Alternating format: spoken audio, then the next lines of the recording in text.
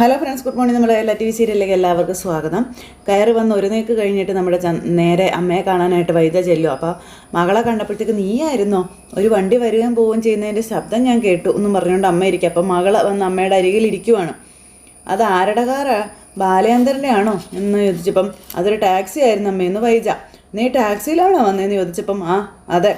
അല്ല, നിൻ്റെ കാർ ഇതുവരെ പണി തീർത്ത് കിട്ടിയില്ലേ? അതോടനെയൊന്നും കിട്ടത്തില്ലെന്നേ, പെയിൻറ്റിങ് പോലും തുടങ്ങിയിട്ടില്ലെന്നാണ് പറഞ്ഞതെന്ന് പറയുക. അപ്പോൾ ആക്സിഡൻറ്റ് കഴിഞ്ഞാൽ പിന്നെ ഫോണിലൂടെ അല്ലാതെ നിന്നെ കണ്ടിട്ടില്ലല്ലോ എന്ന് അമ്മ പറയുമ്പോൾ മകളിങ്ങനെ നോക്കി നിൽക്കുക. എല്ലാം ശരിയായോടി കുഞ്ഞെ?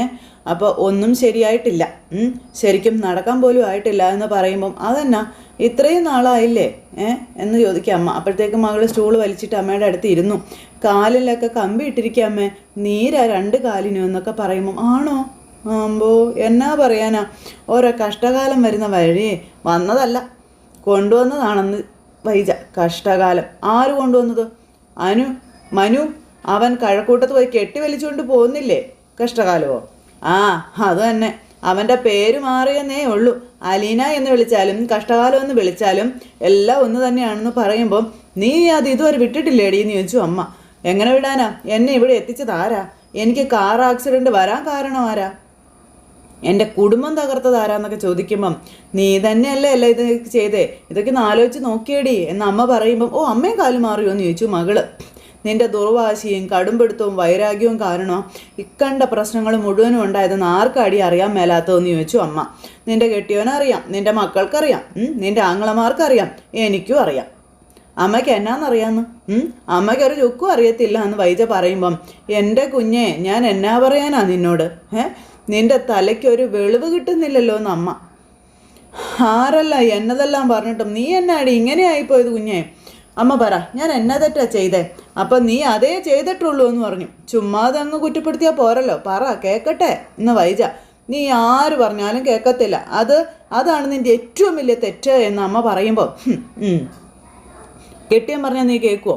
മക്കൾ പറഞ്ഞാൽ കേൾക്കുവോ? ഇല്ല. നിൻ്റെ ആങ്ങളമാരും അമ്മയും പറഞ്ഞാൽ നീ കേൾക്കുവോ? അതും ഇല്ല. എടി ആരെങ്കിലും ഒരു പേടി വേണ്ടേടി?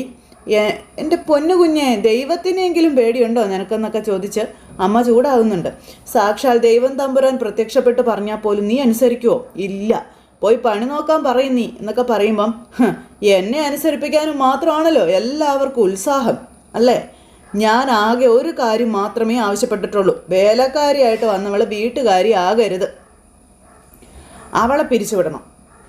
ഒരു വീട്ടിൽ കുടുംബനാഥ പറയാം, ദൈവത്തെ ഓർത്ത് എൻ്റെ വീട്ടിലെ വേലക്കാരിയെ പറഞ്ഞയക്കുക, എനിക്ക് അവളെ വേണ്ട. ഇതാ ഞാൻ ചെയ്ത തെറ്റ്. ആരോടൊക്കെ ഞാൻ ഈ കാര്യം പറഞ്ഞു? ഇനി എത്ര പേരോട് ഞാനത് പറയണം? കോടതിയിലോട്ട് പോകാൻ തീരുമാനിച്ചു, അല്ലാതെ വേറെ വഴിയൊന്നുമില്ലെന്ന് പറയുമ്പം വേറെ ഒരു വഴി നീ കണ്ടില്ലെന്ന് ചോദിച്ചു അമ്മ. ഇല്ല, എൻ്റെ മുന്നിൽ വേറൊരു വഴിയുമില്ല. അമ്മയെ ശുശ്രൂഷിക്കാൻ ഒരു വേലക്കാരിയെ വെച്ചതിൻ്റെ ശിക്ഷയാണ് ഞാൻ നീ അനുഭവിക്കുന്നത് മുഴുവനെന്ന് വൈജ. ഇനി അനുഭവിക്കാനിരിക്കുന്നത് മനസ്സിലായോ എന്നൊക്കെ ചോദിക്കുമ്പോൾ എൻ്റെ പൊന്നു മോളെ, ഈശ്വരൻ നിൻ്റെ കണ്ണ് തുറപ്പിക്കട്ടെ, അല്ലാതെ വേറെ ഒന്നും എനിക്കിതിൽ പറയാനില്ല എന്ന് പറയും. എൻ്റെ കണ്ണും തുറന്ന് ഈശ്വരൻ എന്നെ ഈ ലോകത്തൊക്കെ വിട്ടത് അന്ന് മുതൽ ഇന്ന് വരെ തുറന്നു തന്നെ ഇരിക്കുന്നത്, ഉറങ്ങുമ്പോൾ ഒഴികെ. വേറെ ചിലരൊക്കെ കണ്ണടച്ച് പിടിച്ചിട്ടുണ്ട്, അവരൊക്കെ ഇന്ന് തുറന്നാൽ മതി എല്ലാ പ്രശ്നവും തീരും എന്നൊക്കെ പറഞ്ഞപ്പം അതെല്ലാം പോട്ടെ, നിന്നോട് തർക്കിച്ചിട്ട് ഒരു കാര്യവും ഇല്ലെന്ന് എനിക്കറിയാം. നീ ഇപ്പം എന്നെ കാണാൻ വന്നതാണോ ഈ വയ്യാത്ത കാലം വെച്ചുകൊണ്ട്, അതോ ശിവനെ കാണാൻ വന്നതാണോ ചോദിച്ചപ്പോൾ ഞാൻ ആരെയും കാണാൻ വന്നതല്ല, ഞാൻ ആ വീട്ടിൽ നിന്ന് ഇറങ്ങി പോകുന്നതാണെന്ന് വൈജ. അമ്മ അന്തം വിട്ടിങ്ങനെ നോക്കുക. ഇനി അങ്ങോട്ട് തിരിച്ചു പോക്കില്ല എന്ന് പറയുമ്പോൾ എൻ്റെ ഈശ്വരാ, നീ എന്ത് ഭ്രാന്തൊക്കെയാണ് കുഞ്ഞ് ഈ പറയുന്നേ? ഒരു തവണ ചാടി പുറപ്പെട്ടതിൻ്റെ ഫലം എന്താണെന്ന് നിനക്കറിയില്ലേന്ന് ചോദിച്ചു. 2 കാലും കൈ ഒടിഞ്ഞ് ആശുപത്രിയിൽ കയറേണ്ടി വന്നില്ലേ? അവിടുന്ന് ഇറങ്ങിയതല്ലേ ഉള്ളൂ, പിന്നെയും ചാടി പോന്നേക്കുന്നു. ഇത് എന്തുവാ ഇത്? ഇനി എന്നതാ വരാൻ പോകുന്നതെന്ന് ദൈവത്തിന് മാത്രം അറിയാമെന്നൊക്കെ പറഞ്ഞ് അമ്മ കരയുമ്പം ഞാൻ കടപ്പാട്ടൂർ പോയി താമസിച്ചത് എൻ്റെ സമ്മതത്തോടെയല്ല, ആങ്ങളമാരെ നിർബന്ധിച്ച് കാറിൽ കയറ്റി കൊണ്ടുവന്ന് വിട്ടതാ. പിന്നെ ഞാനൊരു പട്ടി കിടക്കുന്നത് പോലെ ഇത്രയും ദിവസം അവിടെ കിടന്നു, ബാലചന്ദ്രൻ ഒന്ന് തിരിഞ്ഞു നോക്കിയിട്ടില്ല എന്ന് അമ്മയ്ക്കും എല്ലാം പറയാൻ പറ്റും. അമ്മ ഇരുന്ന് കരയുക. എനിക്കുമില്ലേ അഭിമാനം? ഞാനേ കൈതയ്ക്കൽ മാളിക വീട്ടിൽ ജനിച്ചു വളർന്നവളാ. ഈ വീട്ടിലെ പട്ടിക്ക് കൊടുക്കാൻ വെച്ചിരുന്ന ചോറെടുത്ത് കൊടുത്തിട്ടുണ്ട് അമ്മ ബാലചന്ദ്രന്. അയാൾ അത് മൂക്കുമുട്ട തിന്നിട്ടും ഉണ്ടെന്നൊക്കെ വൈജ ഇങ്ങനെ പറയുമ്പോൾ എന്ന് പറഞ്ഞിരിക്കുക അമ്മ. അങ്ങനെയുള്ള ഒരുത്തൻ്റെ വീട്ടിൽ പോയി 3 നേരത്തെ ആഹാരം നക്കി തിന്നേണ്ട ആവശ്യമൊന്നും എനിക്കില്ല എന്ന് പറഞ്ഞ് വൈജയന്തിയെ വേണ്ടാത്തവരെ വൈജയന്തിക്കും വേണ്ട എന്നും പറഞ്ഞുകൊണ്ട് ഭയങ്കര ഡയലോഗം. ആരോടാ കുഞ്ഞെ നീ മത്സരിക്കുന്നത് എന്ന് അമ്മ അന്നേരം ചോദിച്ചു. എല്ലാവരോടും. എന്നെ ചതിച്ച, എന്നെ വേദനിപ്പിച്ച, എന്നെ ഒറ്റയ്ക്കാക്കിയ സകലരോടും ഞാൻ തോറ്റു കൊടുക്കത്തില്ല അമ്മയെന്ന് വൈജ. എൻ്റെ ജീവൻ പോണം എന്നും പറഞ്ഞു വൈജ അവിടെ നിന്ന് അങ്ങ് പോവുക കേട്ടോ. അമ്മ ഇങ്ങനെ മേപ്പോട്ട് നോക്കി കരഞ്ഞോണ്ട് അങ്ങനെ ഇരിക്കുന്നു. ദേ കമലയാണെങ്കിൽ എന്നിട്ട് ശിവനോട് വന്നു, നിങ്ങളുടെ പെങ്ങൾ പെട്ടിയും കിടക്കയായിട്ട് ഇറങ്ങിയത് കണ്ടില്ലേ? മുമ്പ് ഒരു തവണ ഇതുപോലെ വന്നപ്പോൾ എന്നാ പാടുപെട്ടാ നമ്മൾ തിരിച്ചു കൊണ്ടുപോയി വിട്ടതെന്ന് കമല ചോദിക്കുകയാണ്. അവള് കടപ്പാട്ടൂരെ വീട്ടിൽ ഇന്ന് പോന്നു, അതിനിപ്പോൾ നമ്മളെന്നാ ചെയ്യാനാണെന്ന് ശിവൻ ചോദിക്കുക. ആങ്ങളമാർക്ക് ചുണയുണ്ടെങ്കിലേ തിരിച്ചു കൊണ്ടുപോയി വിടും. ഓ, ഒന്ന് വിട്ടതല്ലേ ഹോസ്പിറ്റലിൽ നിന്ന്, കൊണ്ടുവിടാനല്ലേ പറ്റത്തുള്ളൂ, ചങ്ങലൊക്കെ ഇട്ട് പൂട്ടാനൊന്നും പറ്റത്തില്ലല്ലോ എന്ന് ശിവൻ അന്നേരം കമലയോട് പറയുവാണ്.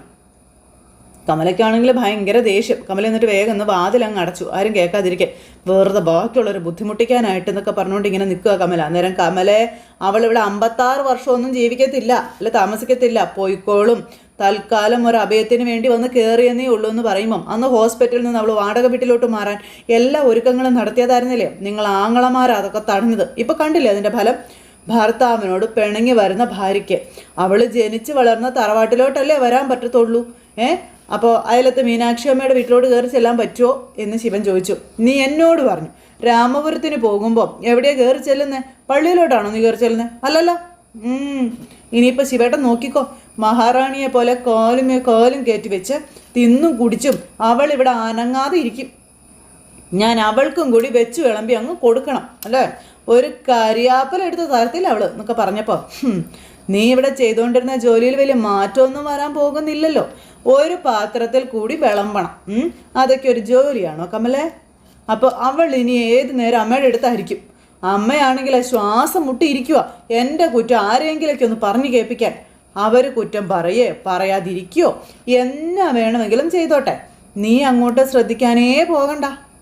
ഇപ്പോൾ പ്രശ്നം തീർന്നില്ലേന്ന് ചോദിച്ചു. അതെ, രഞ്ജുവിൻ്റെ മുറിയാണ് അവൾ കയ്യേറി വെച്ചിരിക്കുന്നത്. ചോദ്യമില്ല, പറച്ചിലും ഇല്ല, നേരെ വന്നങ്ങ് കയറി ബാഗ് മേശപ്പുറത്തേക്ക് വെച്ചു. എന്നിട്ട് പറയുക, പണ്ട് എൻ്റെ മുറിയായിരുന്നു, ഞാനിത് തൽക്കാലത്തേക്ക് ഇങ്ങ് എടുക്കുവന്ന്. അപ്പോൾ രഞ്ജനിക്ക് ഹരിയുടെ മുറി എടുക്കാമല്ലോ. അപ്പോൾ ഹരി വരുമ്പോൾ എന്നാ ചെയ്യും? അവൻ എന്ന് പുറത്ത് വരുമെന്ന് ഒരു നിശ്ചയവും ഇല്ലല്ലോ. എനിക്കറിയാൻ മേല, എല്ലാം കൂടെ തലയ്ക്ക് ഭ്രാന്ത് പിടിക്കുന്നത് പോലെ തോന്നുന്നു എനിക്കെന്നൊക്കെ പറയുമ്പം, നീ ഇതൊന്നും വലിയ സംഭവമായിട്ട് കാണണ്ട, കുറെ വിട്ട് കളയാൻ പറഞ്ഞു ശിവൻ.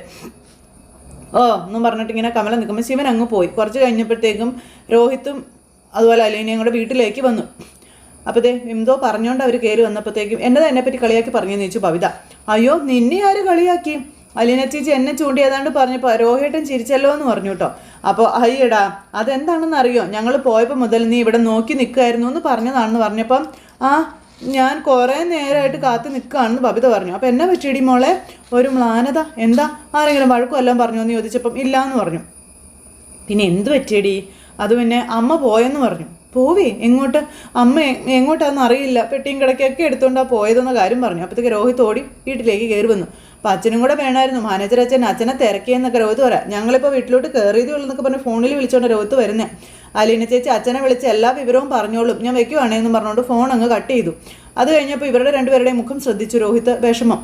എന്തു പറ്റി? ഒരു ശോക സീനാണല്ലോ, എന്നാ കാര്യമെന്ന് ചോദിച്ചപ്പം അമ്മ പോയെന്ന്.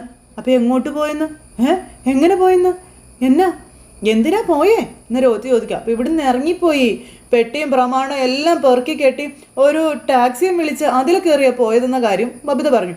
അതെന്നെ പോക്കാ? എന്താ കാര്യം അമ്മയ്ക്ക് ഇനി ഇവിടെ താമസിക്കാൻ വയ്യാന്ന്. ഇപ്പോൾ കൊല്ലപ്പള്ളിക്കാണ് പോയിരിക്കുന്നതെന്ന് പറഞ്ഞു. ഓ, ഇതിനു മുന്നേ പോയിട്ടുള്ളതല്ലേ? അപ്പോൾ ഇത് അങ്ങനെയൊന്നും അല്ല, കൊല്ലപ്പള്ളിയിൽ താമസിച്ചുകൊണ്ട് ഒരു ചാൻസ് കൂടി അച്ഛന് കൊടുക്കുമെന്നാണ് പറഞ്ഞിരിക്കുന്നതെന്ന് പറഞ്ഞു. അമ്മയുടെ ഡിമാൻഡ്സ് അംഗീകരിച്ചില്ലെങ്കിൽ അവിടുന്ന് വാടക വീട്ടിലോട്ട് അമ്മ പോകും. രോഹിത്തിനെ കോളേജിൽ തിരിച്ചെടുത്തതിൻ്റെ സന്തോഷത്തിൽ വന്നതാ, സ്വീറ്റ്സും കേക്കും എല്ലാം വാങ്ങിക്കൊണ്ടെന്നൊക്കെ പറയുമ്പോൾ ഈ അമ്മ ഇങ്ങനെയൊക്കെ ചെയ്യണേ? നമ്മുടെ കാര്യത്തിൽ ഒരു കൺസേൺ ഇല്ലല്ലോ ഈ അമ്മയ്ക്ക്, ചുമ്മാ തോന്നിയ മാതിരിയൊക്കെ അങ്ങ് ചെയ്യുവാണല്ലോ എന്നൊക്കെ രോഹിത് അന്നേരം പറഞ്ഞു. രോഹിയേട്ടനെ കോളേജിൽ തിരിച്ചെടുത്തല്ലേ എന്ന് ചോദിച്ചു കേട്ടോ. ഓ, ഇങ്ങനെയാണെങ്കിൽ എടുക്കാതിരിക്കുന്നതാണ് നല്ലത്. നമ്മൾ എന്തൊക്കെ പ്ലാൻ ചെയ്താൽ വന്നതെന്നറിയാവോ? കോളേജിൽ എൻ്റെ റീ എൻട്രി, ഇവിടെ നമ്മളെല്ലാവരും കൂടെ അടിപൊളിയായിട്ട് സെലിബ്രേറ്റ് ചെയ്യണമെന്നൊക്കെ ആയിരുന്നു എന്ന് കാര്യം രോഹിത് പറഞ്ഞു. ഇനിയിപ്പോൾ എന്നാ ചെയ്യുന്നേ? അച്ഛനോട് പറഞ്ഞോ ബബിതയെന്ന് ചോദിച്ചപ്പം ഞാൻ ആരോടും പറഞ്ഞില്ല, എനിക്ക് മതിയായി എന്നും എൻ്റെ എല്ലാ സന്തോഷവും പോയെന്നും ബബിത പറയുക. അപ്പം അത് കേട്ടപ്പോൾ അച്ഛനെ ഞാൻ വിളിച്ച് പറഞ്ഞോളാമെന്നും അതല്ല പ്രശ്നം, ഇതങ്ങനെ വിട്ടാൽ പറ്റത്തില്ലല്ലോ എന്ന് അലീന. നമ്മൾ എന്നാ ചെയ്യാനാ എന്ന നേരം ബബിത ചോദിച്ചു. നമുക്കെല്ലാവർക്കും കൂടി കൊല്ലപ്പള്ളിക്ക് പോയാലോ? എന്നിട്ടോ നമ്മളും അവിടെ താമസിക്കാൻ ചെന്നതാണെന്ന് പറയണമെന്ന് പറഞ്ഞു. എല്ലാവരും കൂടെ ചെല്ലുമ്പോൾ നല്ല മേളമായിരിക്കും, കമലാൻ്റിയുടെ കുരു പൊട്ടു എന്ന് രോഹിത്ത് പറഞ്ഞു. ബബിത എന്ത് പറയുന്നു എന്ന് ചോദിച്ചു. അപ്പോൾ ഞാൻ വരാം, പോയി നോക്കാമെന്ന് പറഞ്ഞു. പിന്നെ അമ്മയ്ക്ക് മനംമാറ്റം ഉണ്ടാകുമെന്നൊന്നും എനിക്ക് തോന്നണില്ല എന്ന് പറഞ്ഞു. കൃഷ്ണമോളും കൂടെ വരട്ടെ, അവൾ വന്നില്ലല്ലോ. ഇല്ല, ഇപ്പോൾ വരുമായിരിക്കും. പിന്നെ ഞാൻ അച്ഛനെ വിളിച്ച് പറയട്ടെ കേട്ടോ എന്നും പറഞ്ഞുകൊണ്ട് അലീന അകത്തേക്ക് കയറിപ്പോയി. ഇവരെല്ലാവരും ഇങ്ങനെ നിൽക്കുക. അപ്പോഴത്തേക്ക് അലീന ഡ്രസ്സ് മാറി ഇറങ്ങി വന്നു. ബബിതയും ഡ്രസ്സ് മാറി നിൽക്കും. ഇത്ര ഉടനെ ഡ്രസ്സ് മാറി എന്ന് ചോദിച്ചു ബബിത. അത് നല്ല ഡ്രസ്സല്ലേ, കൊല്ലപ്പള്ളിയിലോട്ട് അത് ഇട്ടുകൊണ്ട് ചെന്നാൽ ഇപ്പം ഏത് കോലത്തിലാണ് തിരിച്ചു വരാൻ പറ്റുന്ന ആർക്കറിയാം? അവിടെ നമ്മൾ തൊഴിലുറപ്പിന് പോകുന്നൊന്നും അല്ലല്ലോ, ആണോ എന്ന് ചോദിച്ചു ബബിത. ഒന്ന് പോടി എന്ന് പറഞ്ഞ് നിൽക്കുക. അന്നേരം നമ്മുടെ അലീന, കമലാൻ്റി ചൂലെടുത്ത് ചാണാൻ വെള്ളം അടിക്കാതിരുന്ന ഭാഗ്യം. എല്ലാവരും റെഡിയായോ? അലീന ചേച്ചി, അതെ ഈ ബുഷ് ഒന്നിട്ട് വരുമെന്നും ചോദിച്ചുകൊണ്ട് കൃഷ്ണ അങ്ങോട്ടേക്ക് വന്നു. അങ്ങനെ അലീന അത് ഇട്ട് കൊടുത്തു. അപ്പോൾ ഈ ബാഗിൽ എന്നാന്ന് ചോദിച്ചു. പിന്നെ വല്ല ചുരിദാറോ ടോപ്പോ ഒക്കെ വേണമെങ്കിൽ നിങ്ങൾ എടുത്തോളണം കേട്ടോ, വേറെ വല്ലത് വേണമെങ്കിൽ അതും എടുത്തോളണം എന്ന് പറഞ്ഞു. അപ്പോൾ ഞാനൊരു ബാഗ് എടുക്കാവേ എന്നും പറഞ്ഞുകൊണ്ട് ഇങ്ങനെ ബബിതയെ കൊണ്ട് അലീന അതും ചെയ്യിക്കാം. അവിടെ ചെന്നിട്ട് എന്താ നമ്മുടെ പ്രോഗ്രാം ചോദിച്ചപ്പോൾ സമരമാണെന്ന് പറഞ്ഞു. എന്നാ പറഞ്ഞുകൊണ്ട് സമരം ചെയ്യും? ഞങ്ങളുടെ അമ്മയെ വിട്ടു തരിക, കൊല്ലപ്പള്ളിക്കാരും നീതി പാലിക്കുക, അതാണെന്ന് പറഞ്ഞപ്പം അതെന്തായാലും കൊള്ളാം. അവരാണ് അമ്മയെ പിടിച്ചു വെച്ചിരിക്കുന്നത്, അമ്മയോടെ അല്ലേ സമരം നടത്തേണ്ടത്. ഓക്കെ, മുദ്രാവാക്യം മാറ്റി പിടിക്കണോ? പിടിക്കാം. കൊല്ലപ്പള്ളിക്കാരുടെ അടുത്ത് അങ്ങനെ ഇരുന്നോട്ടെ, അമ്മയ്ക്കുള്ളത് വേറെ കൂടി വേണമെന്ന് പറഞ്ഞു കൃഷ്ണ. അമ്മയെ കണ്ടില്ലേ, മക്കൾ വന്നത് കണ്ടില്ലേ, തിരിച്ചു പോരാൻ മനസ്സില്ലേ, ഞങ്ങളും ഇവിടെ താമസിക്കും, അത് മതിയോ എന്ന് ചോദിച്ചു. അപ്പോൾ പൊളിച്ചു, അടിപൊളി. അപ്പോൾ ചേച്ചി എന്താ നിമിഷകവിയാണോ എന്ന് ചോദിച്ചു. നീ ചിരിക്കൊന്നും വേണ്ട, കൊല്ലപ്പള്ളി ചെല്ലുമ്പോൾ കളിയും ചിരിയും ഒക്കെ മാറും കേട്ടോ. പിന്നെ രോഹിത്തെ വേഗം വാ. അപ്പോൾ രോഹിത്തും ഇറങ്ങി വന്നു. അപ്പോൾ അച്ഛനോട് പറഞ്ഞോ എന്ന് ചോദിച്ചു. പറഞ്ഞു.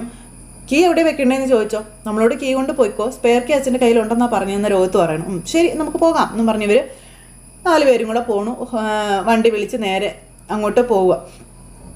അവിടെ ചെന്ന് കഴിഞ്ഞപ്പം അമ്മ എന്തൊക്കെ ഒഴിവുകൾ പറഞ്ഞാലും നമ്മൾ അമ്മയും കൊണ്ട് തിരിച്ചുള്ളൂ എന്ന് രോഹിത്ത് ഇങ്ങനെ പറയാതെ എനിക്ക് പേടിയായി തുടങ്ങി. അങ്ങനെ അവർ നേരെ കൊല്ലപ്പള്ളി വീട്ടിൽ ചെന്നു. നമ്മൾ ഒരുമിച്ച് നിൽക്കണം, നമ്മൾ ഒറ്റക്കെട്ടായി നിന്നാൽ അമ്മയ്ക്ക് മനസ്സിലാകും വേറെ വഴിയൊന്നും ഇല്ല എന്നുള്ളതെന്ന് പറയുമ്പോഴും അലീനയ്ക്ക് പേടിയാട്ടോ പാപം. അതിങ്ങനെ ടെൻഷൻ അടിച്ച് ഇങ്ങനെ നിൽക്കുക അവിടെ. കേട്ടല്ലോ, നിങ്ങൾ രണ്ടും റെഡിയല്ലേ എന്ന് ചോദിച്ചു ബബിതയോടും കൃഷ്ണയോടും. അപ്പം ഞാൻ റെഡിയാണെന്ന് ബബിത പറഞ്ഞു. ഞാൻ പണ്ടേ റെഡിയാണെന്ന് നമ്മുടെ കൃഷ്ണ. അത് കഴിഞ്ഞപ്പോൾ എന്നാൽ എല്ലാവരും ഇറങ്ങ് എന്ന് പറഞ്ഞ് രോഹിത്ത് വിളിച്ചു. അപ്പോഴത്തേക്ക് അലീനയ്ക്ക് പേടിയായിട്ടോ പാവം ഇങ്ങനെ പേടിച്ച് ഇങ്ങനെ ഇറങ്ങി വരുവാണ്. അവരങ്ങോട്ടേക്ക് ചെന്നു, കോളിംഗ് ബെൽ അടിച്ചു.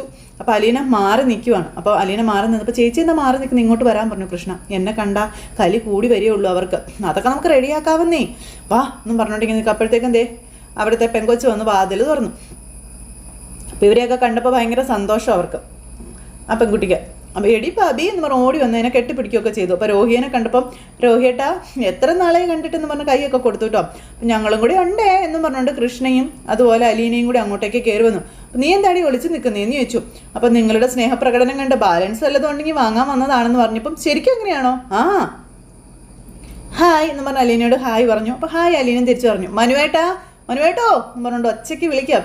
ഒരു സ്പെഷ്യൽ ഗസ്റ്റ് ഉണ്ടേ എന്ന് പറഞ്ഞപ്പോഴത്തേക്കും നമ്മുടെ മനു ഇങ്ങനെ ഇറങ്ങി വരിക. സ്പെഷ്യൽ ഗസ്റ്റ് ആരാണെന്ന് അറിയാൻ വേണ്ടി മനു ഇറങ്ങി വന്നപ്പോൾ ഇവരെല്ലാവരും കൂടെ നിൽക്കുക. ഇതെന്താ എന്തുപറ്റി എല്ലാവരും കൂടെ, എന്നാ പരിപാടി, എന്നാ ഉദ്ദേശം എന്ന് മനു ചോദിച്ചു.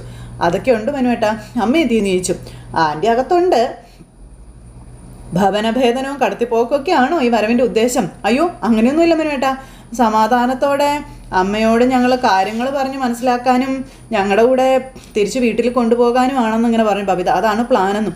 അത് കേട്ടപ്പോൾ മനു ഒന്ന് ചിരിച്ചു. നടക്കുമോ അത്? എൻ്റെ പൊന്നു ബബി, ആൻറ്റിയുടെ കാര്യം നിങ്ങൾക്ക് അറിയാമെന്നല്ലേ എന്ന് ചോദിച്ചു. ഇതെല്ലാം നടക്കുന്നു പോകുന്ന കാര്യമാണോ എന്നും. ഇങ്ങനെ അലീന ഇങ്ങനെ വിഷമിച്ച് നിൽക്കുമ്പം അപ്പം നീയും ഇവരുടെ കൂടെ ഇങ്ങനെ ചാടിക്കയറി പോന്നോ എന്ന് ചോദിച്ചപ്പോൾ ഞങ്ങളെ മക്കളെല്ലാവരും കൂടെ ഒന്ന് സംസാരിച്ച് നോക്കട്ടെ, ചിലപ്പോൾ നടന്നാലോ എന്ന് പറയാ നമ്മുടെ കൃഷ്ണ. എന്നും പറഞ്ഞ് നിൽക്കുക നമ്മുടെ മനു. എല്ലാവരും എന്ത് ഇവിടെ തന്നെ നിൽക്കുന്നേ, വാന്നേ എന്ന് പറഞ്ഞുകൊണ്ട് കൃഷ്ണ എല്ലാവരെയും വിളിച്ചുകൊണ്ട് അകത്തേക്ക് കയറിപ്പോയി. അങ്ങനെ അകത്തേക്ക് കയറി ചെന്നപ്പോൾ മക്കളെ കണ്ടുകൊണ്ട് വൈജ ഇങ്ങനെ ഇറങ്ങി വരിക. അപ്പോൾ വൈജ കയറി വന്നപ്പോൾ മക്കളെ കാണുന്നതിനേക്കാളും മുന്നേ അലീനയെ കണ്ടു. അലീനയെ കണ്ടപ്പോഴത്തേക്കും കാലി ഇരട്ടിയായി. അലീന തല കുനിച്ച് ഇങ്ങനെ ഒരു സൈഡിൽ മാറി നിൽക്കുവാണ്. ആട്ടിമുടി എല്ലാത്തിനും നോക്കുക. ഇതന്നാ എല്ലാവരും കൂടെ ഇവിടെ തന്നെ വല്ല കല്യാണം നടക്കുന്നുണ്ടോ എന്ന് ചോദിച്ചു. അപ്പോൾ അമ്മയെ കാണാൻ വന്നതാണെന്ന് ബബിത പറഞ്ഞു. ഞാൻ നിന്നോട് പറഞ്ഞിട്ടല്ലേ അവിടുന്ന് പോകുന്നതോ? ഒളിച്ചു പോകുന്നതൊന്നും അല്ലല്ലോ, ആണോ? അപ്പം രോഹിത്ത്, ഞാനും അലീന ചേച്ചിയും കൂടെ മാനേജർ അച്ഛനെ കാണാൻ പോയിട്ട് വന്നപ്പോൾ അമ്മ വീട്ടിലില്ലല്ലോ. എന്നെ കോളേജിലേക്ക് തിരിച്ചെടുത്തമ്മേന്നും ഞങ്ങളാണെങ്കിൽ സ്വീറ്റ്സും കേക്കൊക്കെ വാങ്ങിച്ചുകൊണ്ടാണ് വന്നത്. ആ സന്തോഷം സെലിബ്രേറ്റ് ചെയ്യാനെന്നും രോഹിത്ത് പറയണു. അപ്പോഴാ അമ്മ കൊല്ലപ്പള്ളിക്ക് കടന്നു കളഞ്ഞെന്ന് അറിഞ്ഞത്. ആര് കടന്നു കളഞ്ഞു? ഇത് എൻ്റെയും കൂടെ വീടാണെന്നും അവനവൻ്റെ വീട്ടിൽ പോകുന്നതിന് കടന്നു കളഞ്ഞെന്നാണോ പറയുന്നത്? അത് കൊള്ളാവല്ലോ എന്നും പറഞ്ഞുകൊണ്ട് വൈജ പറയാ രോഹിത്തിനോട്. അമ്മ അവിടുന്ന് പെട്ടിയും കിടക്കല്ലേ എടുത്ത് ടാക്സിയും പിടിച്ചു പോരാൻ എന്നാ കാരണം? അവിടെ പൊട്ടിത്തെറി വല്ലതും ഉണ്ടായോ? പൊട്ടിത്തെറി എന്നെക്കൊണ്ടൊന്നും കൂടുതൽ പറയിപ്പിക്കണ്ട രോഹിണി. പട്ടി കിടക്കുന്ന മാതിരി എനിക്ക് അവിടെ കിടക്കണ്ട, അത് തന്നെ കാരണമെന്ന് വൈജ പറയുക. അപ്പോഴത്തേക്ക് നമ്മുടെ അലീന, കൃഷ്ണമോളെ ഞാൻ മുത്തശ്ശി ഒന്ന് കാണട്ടെ, നിങ്ങൾ സംസാരിച്ചോ എന്നും പറഞ്ഞുകൊണ്ട് ഇങ്ങനെ അകത്തേക്ക് കയറിപ്പോയി നമ്മുടെ അലീന മുത്തശ്ശിയെ കാണാൻ പോയപ്പോൾ വൈജ ഇങ്ങനെ നോക്കുവാണ് അലീനയെ തുറിച്ച് ഭയങ്കര കലിപ്പോടെ. അങ്ങനെ അലീന മുത്തശ്ശിയുടെ മുറിയിലേക്ക് ചെന്നു, ഡോർ അടച്ചു. അപ്പോൾ ഇവിടെയുള്ളവരൊക്കെ എവിടെ പോയി? മനുവേട്ടനും മാത്രമേ ഉള്ളൂ എന്ന് ചോദിച്ചു. അപ്പോൾ അത് പിന്നെ അമ്മ അച്ഛനും കൂടെ കോട്ടയത്ത് വരെ പോയതാണെന്ന് പറഞ്ഞു. അമ്മേ നോക്ക്, നമുക്ക് പോവാം അമ്മേ, ഞങ്ങൾ കാറ് കൊണ്ടുവന്നിട്ടുണ്ട്. തിരിച്ചു പോകാൻ വേണ്ടിയിട്ടല്ല ഞാൻ ആ വീട്ടിൽ നിന്ന് ഇറങ്ങിപ്പോകുന്നത് എന്ന് പറയുമ്പോൾ, അമ്മ നമുക്ക് അവിടെ ചെന്നിട്ട് സംസാരിക്കാം, ഇപ്പം അമ്മ വരാൻ പറഞ്ഞു, പെട്ടിയും മറ്റുമൊക്കെ ഇവിടെ ഇരിക്കട്ടെ, പിന്നെ എടുക്കാമെന്ന് പറഞ്ഞു. അപ്പം ഞാൻ വരത്തില്ല. ഞാൻ ആ വീട്ടിൽ ഇനി കാല് കുത്തണമെങ്കിൽ ബാലചന്ദ്രൻ എന്നെ വന്ന് വിളിക്കണം. വെറുതെ വന്ന് വിളിച്ചാൽ പോരാ. അലീന എന്ന പേരുള്ള ആ മാനം കെട്ടവളെ ആ വീട്ടിൽ നിന്ന് ഇറക്കി വിട്ടിട്ട് എന്നെ വന്ന് വിളിക്കണമെന്നും എന്നോട് കാണിച്ചതിനൊക്കെ സോറിയും പറയണമെന്നും വൈജ. നടക്കാത്ത സ്വപ്നം. എന്നിട്ട് എന്നെ കൂട്ടിക്കൊണ്ടു പോകുന്നെങ്കിൽ മാത്രമേ ഞാൻ തിരിച്ചു വരത്തുള്ളൂ എന്നും പറഞ്ഞ് വൈജ ഒറ്റക്കാലിൽ നിൽക്കുക. അപ്പോഴത്തേക്ക് ഉവ്വ എന്ന് പറഞ്ഞ കൃഷ്ണ നിൽക്കുക. മിക്കവാറും നടന്നേക്കും. അച്ഛൻ പിച്ചക്കാരനായിട്ട് ജനിക്കണമെന്ന് കൃഷ്ണ പറഞ്ഞു. എനിക്ക് തിരിച്ചു വരണമെന്നേ യാതൊരു നിർബന്ധവും ഇല്ല എന്നാണ് വൈജ പറഞ്ഞത്. അമ്മേ ഇപ്പം നമ്മുടെ വീട്ടിലെ കാര്യങ്ങളൊക്കെ ശരിയായി വന്നുകൊണ്ടിരിക്കുകയാണെന്ന് ബബിത പറഞ്ഞു. പിന്നെ അമ്മ മാറി നിന്ന എല്ലാം കുഴപ്പത്തിലാകുമെന്നും പറഞ്ഞു. അപ്പോൾ എവിടെ ശരിയായി വന്നെന്നാ നീ പറയുന്നേ? ആദ്യമേ നിന്റെ അച്ഛൻ ശരിയാകണമെന്ന് വൈജ പറയുക. നിന്റെ അച്ഛൻ ശരിയാകണമെങ്കിലേ ആ ശരിയല്ലാത്തവളെ വീട്ടിൽ നിന്ന് ആട്ടിപ്പായിക്കണമെന്ന് വൈജ പറയുന്നു. ഇപ്പം നിങ്ങൾ കാണുന്ന ശരിയൊന്നും ശരിയല്ല എന്ന് പറഞ്ഞപ്പം അമ്മ കൂടി വന്നാലേ അത് ശരിയാവത്തുള്ളൂ. അതിനല്ലേ ഞങ്ങളെല്ലാവരും കൂടെ അമ്മയെ വിളിക്കാൻ വേണ്ടി വന്നതെന്ന് ബബിത ചോദിച്ചപ്പോൾ, എൻ്റെ ഏറ്റവും വലിയ ശത്രുവിനെയും കൂട്ടിക്കൊണ്ടാണോ എന്നെ വിളിക്കാൻ വേണ്ടി വരുന്നതെന്ന് ചോദിച്ചു. അവളെ എന്തിനാ ഇങ്ങോട്ട് കൂട്ടിക്കൊണ്ടുവന്നത്? വിളിക്കാനാണോ അതോ കളിയാക്കാനാണോ എന്ന് വൈജ ചോദിക്കുമ്പോൾ, അലീന ചേച്ചി ഞങ്ങളുടെ നേതാവാ, അതുകൊണ്ടാണ് കൂടെ വന്നതെന്ന് കൃഷ്ണ. അമ്മയ്ക്ക് ഇഷ്ടമല്ലാത്തത് കൊണ്ടാണ് അമ്മയോട് അലീന ചേച്ചി സംസാരിക്കാത്തത്. അമ്മ വീട്ടിലോട്ട് വരണമെന്ന് ഏറ്റവും കൂടുതൽ ആഗ്രഹം അലീന ചേച്ചിക്കാണെന്ന് പറഞ്ഞപ്പോൾ, പിന്നെ അവളാരാ മോള്? എനിക്കറിയരുതോ അവളെ? ചിരിച്ചുകൊണ്ട് കഴുത്തറക്കുന്നവളവള് എന്നും പറഞ്ഞുകൊണ്ട് വൈജ ചേച്ചി ഇങ്ങനെ അവിടെ നിൽക്കുന്ന ഒരു സിറ്റുവേഷൻ കാണിച്ച് ഇന്നത്തെ കഥ അവസാനിച്ചു. അപ്പോൾ എല്ലാവരും കാത്തിരുന്ന് കാണല്ലേ. എല്ലാവർക്കും നല്ലൊരു ദിവസം ആശംസിക്കാം കേട്ടോ. ഇനി കൊച്ചുമോള് നമ്മുടെ മുത്തശ്ശിയുടെ അടുത്തേക്ക് ചെല്ലുമ്പം അവിടെ ഒരു സ്നേഹപ്രകടനവും കാര്യങ്ങളൊക്കെ ഉണ്ട്. അപ്പോൾ എല്ലാവരും കാണണേ. എല്ലാവർക്കും ടാറ്റാ.